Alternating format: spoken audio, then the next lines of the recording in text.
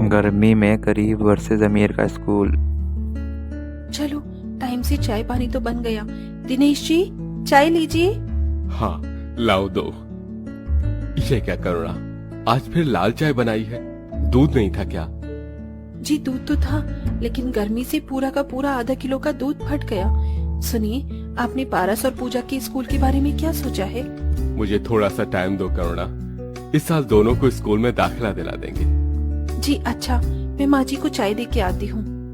अपने दोनों बहुत चिंता और दुख के साथ में करुणा अपने बच्चों का भविष्य सोचकर बाहर माँ जी के पास चाय लेकर आती है। बूढ़ी माँ बाहर बैठी हुई पंखा झोल रही होती है और करुणा उनके पास आकर चाय देती है और बोलती है, पत्ता भी नहीं हिल डुल रहा। माँ जी ये लीजिए चाय। चाय की तरफ तो देखने का भी मन नहीं हो रहा बहू। थोड़ा मटके का ठंडा पानी पिला दे, कब से प्यास लग रही है। जी लाई, ये लीजिए माँ जी। माँ जी ये दोनों कहाँ हैं? आंगनवाड़ी जाने का टाइम हो गया है। दोनों बाहर क्रिकेट खेल रहे हैं। पूजा दीदी, जो थे गेंद फेंको, फिर देखना इस बार तो मैं छक्का लगाऊंगा। अच्छा बच्चों, तो फिर ये ले। आर्यन जैसे ही बल्ला घुमाता है बॉल जाकर पड़ोस के घर में चले जाती है, जहाँ पर विमला अपने बच्चों को पढ़ा रही होती है। 1 जा 2, 2 2 जा 4, 2 1 जा 2, 2 2 जा 4। यक, ये कीचड़ में सनी हुई बॉल कहाँ से आई? इन गरीबों के बच्चों ने तो नाक में दम कर दिया है। आज तो इन बदमाशों की खैर नहीं। गुस्से में लाल पीली गुस्से में हुई विमला आकर बच्चा कान पकड़ लेती है और उसे बहुत तेज घुमाने लग जाती है। इससे बच्चा चीखता है, मचा रखा है। अच्छी खासी सोसाइटी में खुद तो पढ़ते लिखते नहीं हो और मेरे बच्चों को भी डिस्टर्ब कर रखा है। माँ बचाओ। बेटे की आवाज सुनकर और उसकी माँ आ जाती है और देखती है कि और बोलती है, क्या हुआ पारस बेटा? माँ, इनका मंडी आंटी ने पारस का कान मरोड़ दिया। मानिनी जी, ये क्या बर्ताव है आपका मेरे बच्चों के साथ? अरे आप तो हाई स्कूल विद्यालय में अध्यापिका हैं, क्या उन बच्चों के साथ भी ऐसा ही करती हैं आप? How dare you talk like that? मैं जिस हाई स्कूल में पढ़ाती हूँ, वहाँ सब बच्चे बड़ी फैमिली से आते हैं। विमला अपनी अमीरी और टीचिंग का दिखाकर वहाँ से चली जाती है। यह सब करुणा देख रही होती है। उसका एक बच्चा जो था वो प्राइवेट स्कूल में, वह एक बड़े और अच्छे स्कूल में पढ़ रहा होता है जिसकी फीस लगभग। करुणा के पति की हालत तो ऐसी थी, वह सिर्फ मजदूरी ही कर पाता था। उसकी जिसकी दिन की तनख्वाह सिर्फ 300 रुपये होती है, जिनके उनका घर का किराया और खर्चा सब होता था। लेकिन एक दिन करुणा अपने बच्चों को लेकर बाहर के ही सरकारी स्कूल में जाती है उनका एडमिशन कराने के लिए।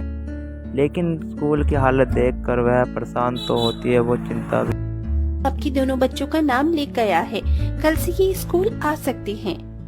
पर करुणा के मन में स्कूल की इतनी बुरी हालत देखकर करुणा के मन में, मास्टरनी जी, ये जगह तो कितनी गर्म है और गर्मी इतनी ज्यादा, बच्चे कैसे बैठेंगे?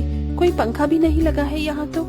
ये सुनकर, ओह मैडम, ये ना सरकारी स्कूल है, यहाँ तो इतना ही मिलेगा। बच्चे पढ़ाने हैं तो पढ़ाओ, वरना लेके जाओ। बच्चों मन लगाकर पढ़ना, ठीक है? हाँ माँ, हम मन लगा के पढ़ेंगे। पारस गरीब बच्चों की टोली में बैठकर पढ़ने लगे, लेकिन लगभग थोड़ी देर में वो पसीने पसीने हो गए। सरकारी स्कूल से एकदम सटा हुआ ही प्राइवेट स्कूल भी था, जिनके क्लासरूम में इम्पोर्टेड एसी लगे हुए थे, जहाँ बड़े बड़े बेंचेस पर एक एक बच्चा मजे में बैठा था। सामने एलईडी ब्लैक बोर्ड लगा था जिस पर टीचर कालरा मैडम बड़े आराम। ये वाला समझ आ गया? Yes miss, very good. Palak, अब सेकंड पीरियड गेम्स का है और थर्ड पीरियड स्विमिंग का होगा। सब अच्छी लाइन बना के चलेंगे। स्कूल के बच्चे छपाक छपाक नहा रहे होते हैं स्विमिंग पूल में। वहीं बराबर में ही गरीब के बच्चे टपक टपक उनके शरीर से पसीना टपक रहा होता है। ये सही है कि चाहे वो दस्तर हो या कोई खाना, गरीब हमेशा ही ऐसा ही रहता है। कुछ दिनों बीतते हैं, जैसे गर्मी का टेम्परेचर और ज़्यादा बढ़ने लग जाता है और पसीने की वजह से गर्मी बढ़ते हैं और बच्चे परेशान होते हैं। स्कूल में नहीं जाना, वहाँ बहुत गर्मी लगती है, पंखा भी नहीं चलता और पानी की टंकी भी टूटी हुई है, पानी भी नहीं आता। बहू, बेचारे मेरे पोते का मन नहीं तो मत भेज। माँ जी, दोनों बच्चों के भविष्य का सवाल है। पारस बेटा, तुझे तो बड़ा आदमी बनना है, तो स्कूल जाना होगा। पढ़ेगा लिखेगा तभी तो बाबू साहब बनेगा। बच्चे का मन एकदम भोला और कांच के दर्पण की तरह होता है, जिसे टूटने में वक्त नहीं लगता। जैसे तैसे करुणा दोनों को तैयार कर देती है। ये लो, मैंने तुम दोनों की बोतल में मटके का ठंडा पानी भर दिया है, इसे पी लेना। दोनों तपती धूप में पैदल पैदल स्कूल में जाने लगते हैं। उनके आगे से अमीर स्कूल वाले बच्चों की बस गुजरती है, जिसमें से आर्यन और पलक उन्हें चिढ़ाते हैं।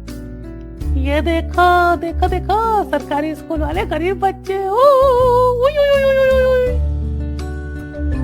पूजा दीदी, ये बच्चे कितने गंदे बच्चे, हमारा मजाक उड़ाते। कोई बात नहीं पारस, तुम मत देख उनकी तरफ। चिलचिलाती धूप और शरीर को दहला देने वाली गर्मी ने बेचारे बच्चों के शरीर को झुलसा कर रख दिया था। सबके शरीर में फुंसी घमौरी निकल आती है। माँ, दीदी, मुझको गर्दन में चींटी काट रही है, बोतल का पानी भी खत्म हो गया है। पारस देख, मैडम